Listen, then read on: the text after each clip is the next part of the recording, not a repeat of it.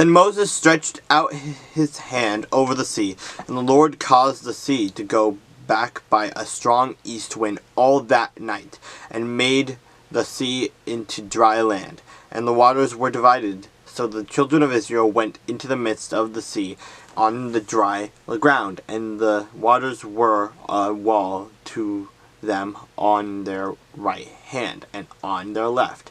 And the Egyptians pursued and went after them into the midst of the sea, all Pharaoh's horses, his chariots, and his horsemen.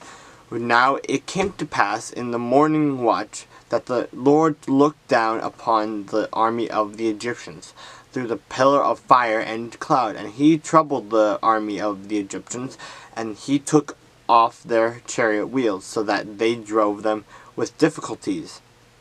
And the Egyptians said, "Let us flee from the face of Israel, for the Lord fights for them against the Egyptians." Then the Lord said to Moses, "Stretch out your hand over the sea, that the waters may come back upon the Egyptians on their chariots and on their horsemen."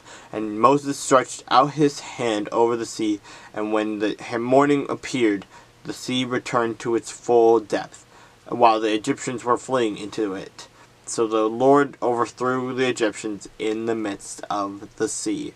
Then the waters returned and covered the chariots and the horsemen, and all the army of Pharaoh that came into the sea after them.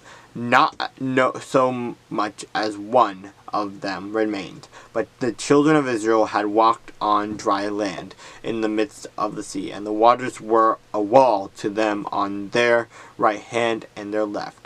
So the Lord saved Israel that day out of the hand of the Egyptians, and Israel saw the Egyptians dead on the sea shore. Thus Israel saw the great work which the Lord had done in Egypt. So the people feared the Lord and believed the Lord and his servant Moses.